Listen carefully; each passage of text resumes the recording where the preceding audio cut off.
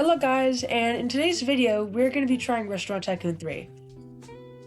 This is actually a game that I found that I'll enjoy, and hopefully you enjoy it too. And let's get into it.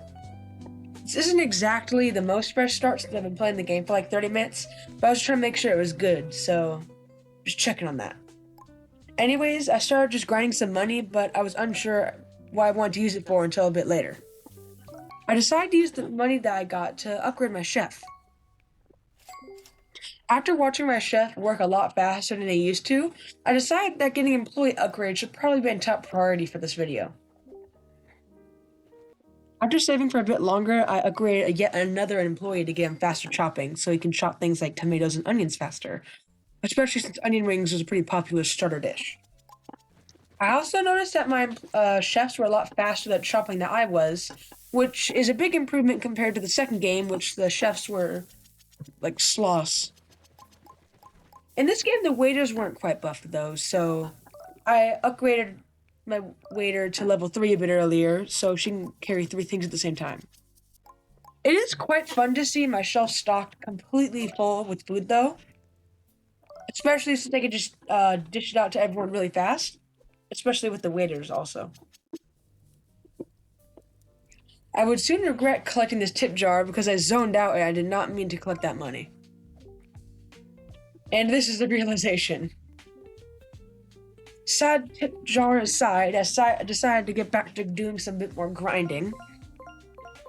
I quickly decided to check the upgrade menu, and the level 2 kitchen seemed interesting to me, especially since it could make my stoves go a bit faster, which is the longest process in cooking.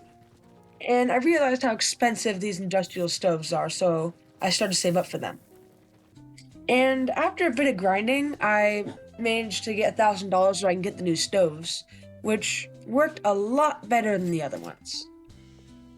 After getting the stove, I thought it would be a smart idea to hire another chef, since I recently upgraded the seats,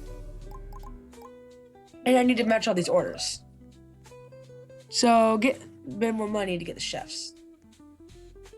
A lot of grinding later, and I finally built up the money to buy a new chef.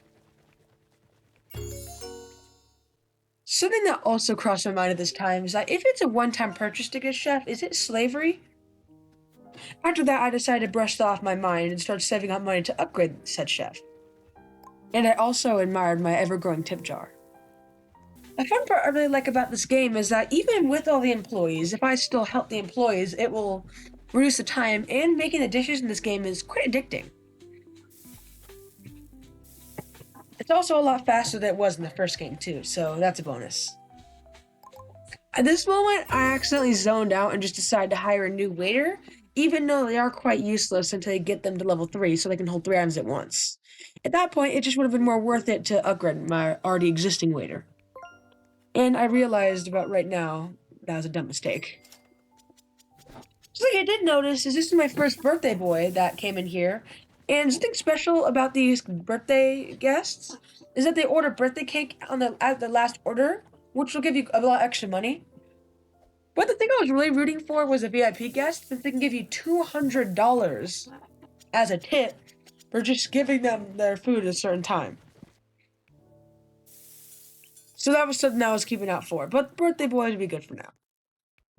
It would take quite a while to serve a birthday kid, since they order a lot of foods, and the steps they go through is they order a starter, a main course, a dessert, and the birthday cake. And you think the dessert would be mixed with the birthday cake, but nope, the birthday cake's a 4th order. Well, plus it plays a funny noise, which I didn't know till later. I also finally went to my goal that I made forever ago and got my 3rd chef to level 2, so he can chop things like onions faster, which is very good because you chop a lot of tomatoes and onions with the orders coming in from these people. And after a bit more grinding, the birthday boy got to his cake order, so I was delivering the last bit of cakes, and look at this little noise they make. Now get out of my restaurant. Anyways, after harassing the birthday kid on his own birthday, I stole his credit card and started serving a bit more. And I also decided to upgrade my janitor to level 2 so he can be a bit less useless than he was before.